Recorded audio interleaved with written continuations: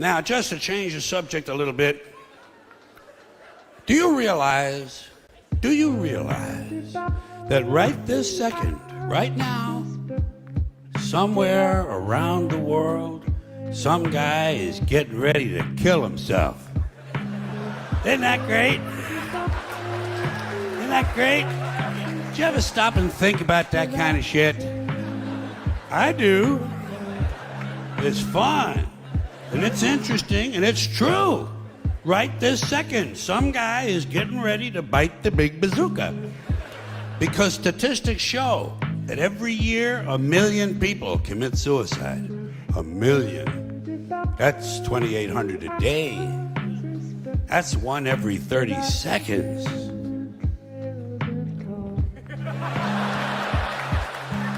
There goes another guy.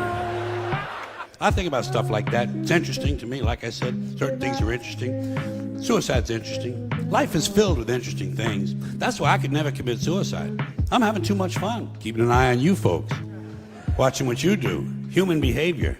That's what I like. Humans do some really interesting things. Like, besides killing ourselves, we also kill each other. Murder. And we're the only ones who do that, by the way.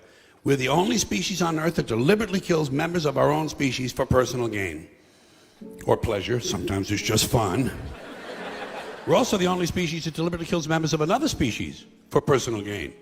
Or pleasure. That's what hunters do. They kill for pleasure. That's us. Human beings. Interesting folks. Murderers. Here's an interesting form of murder we come up with. Assassination. You know what's interesting about assassination?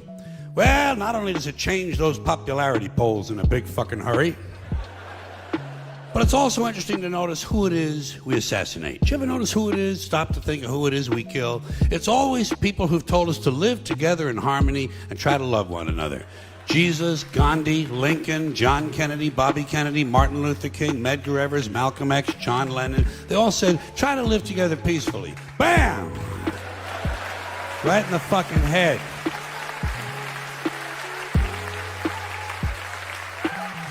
Apparently, we're not ready for that.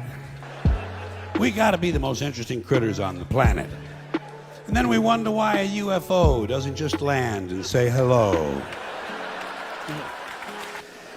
Now, in case you're wondering why I have a certain interest and fascination, let's call it, with torture and beheadings and all of these things I've mentioned, it's because each of these items reminds me in life, every time one of them occurs, it reminds me over and over again what beasts we human beings really are. You know, when you get right down to it, human beings are nothing more than ordinary jungle beasts, savages, no different from the Cro-Magnon people who lived 25,000 years ago in the Pleistocene forest eating grubs off of rotten logs.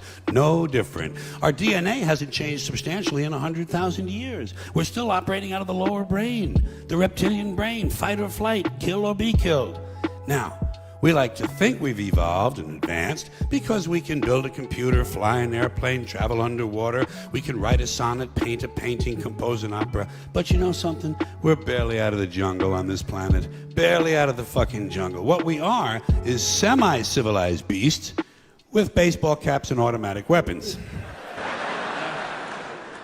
In case you haven't heard, the latest disaster for the rest of the universe is that the United States is gonna go to Mars, okay? Oh yeah, we're gonna go to Mars. And then, of course, we're going to colonize deep space with our microwave hot dogs and plastic vomit, fake dog shit and cinnamon dental floss and lemon-scented toilet paper and sneakers with lights in the heels. And all these other impressive things we've done down here. But let me ask you this. What are we going to tell the Intergalactic Council of Ministers the first time one of our teenage mothers throws her newborn baby into a dumpster, huh? How are we going to explain that to the space people? How are we going to let them know that our ambassador was only late for the meeting because his breakfast was cold and he had to spend half an hour punching his wife around the kitchen? And what are they going to think when they find out it's just a local custom that over 80 million women in the third world have had their clitorises forcibly removed in order to reduce their sexual pleasure so they won't cheat on their husbands? Can't you just sense how eager the rest of the universe is for us to show up? Can't you see them out there?